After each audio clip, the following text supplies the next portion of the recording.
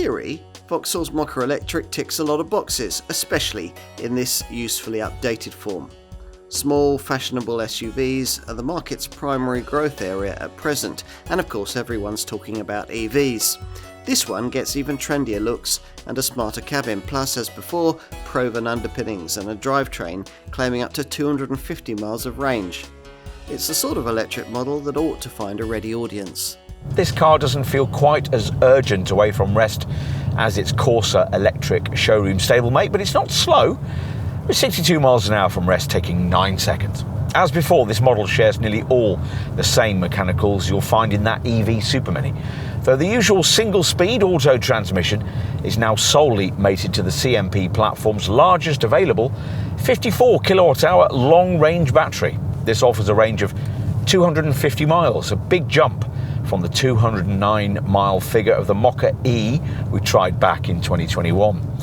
It's linked to a more powerful 156 PS motor than before, 20 PS more, though doesn't actually feel any faster because the 260 Nm torque figure is just the same.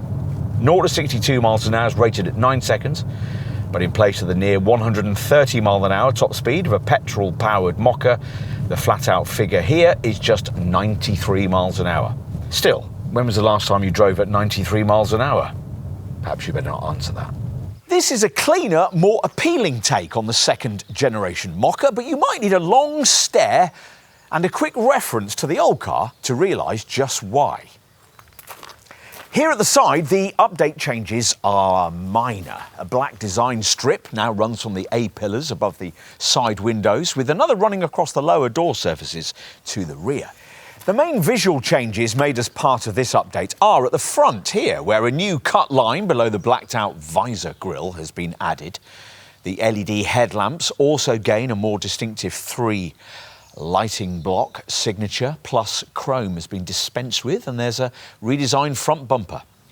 So not all that much has changed outside. Has more of the update budget been spent in the cabin? Well, let's step in and find out. Well, yes, there are a few bigger changes in the interior, where the so-called multimedia pure panel system on the dashboard now houses 2 10-inch screens. Previously, the most affordable Mokka models were limited to screens of only 7 inches in size. As before, it's a cabin you're not going to like much if you object to shiny, smudge-worthy piano black plastic, and it's also one that would benefit from a splash or two of colour, though the contrasting grey on these sports seats looks quite smart, and there's some nice carbon fibre style trimming ahead of the passenger. The steering wheel's new as well. Overall, though, it's quite a nice place to sit, and we applaud Vauxhall's continuing decision to fly in the face of perceived Stellantis design policy and separate out climate controls from the touchscreen into a lower bank of physical buttons. Having just tested a rival Ford Puma where that isn't the case, the day-to-day usability difference that made was very noticeable. You sit a little higher than that aforementioned Puma, but lower than in something like a Jeep Avenger, which is a good compromise in this segment. And to suit the current zeitgeist, you're surrounded by sturdy fabrics and recycled plastics. OK, so let's have a look in the rear. As before, the short rear doors and small aperture you enter through suggest that it's not going to be particularly spacious back here. Which is pretty much the way it turns out. And unlike in some key rivals, there's no useful sliding bench mechanism to improve things.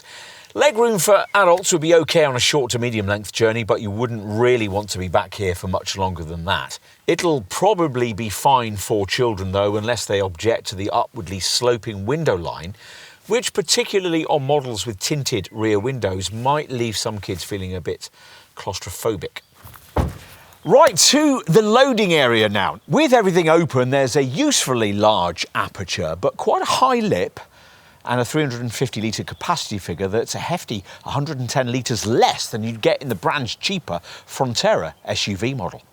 The rear bench has an inflexible 60-40 split when the rear seat is folded. Up to 1,105 litres of room is released in a combustion Mokka model, or up to 1,060 litres in this Mokka Electric.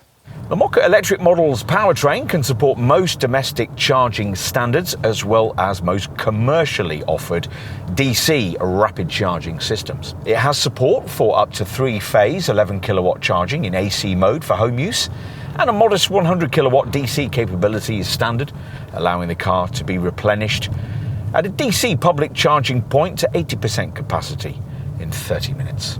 Full AC charging from a 7.4 kilowatt home wall box needs 7 hours and 30 minutes, which you can reduce to 5 hours if you're able to use a 3-phase supply and charge at 11 kilowatt. In summary, this Mokka Electric delivers just enough driving range to be practical, just enough style to fit in at the gym, and just enough value to make the switch to an EV possible on monthly finance.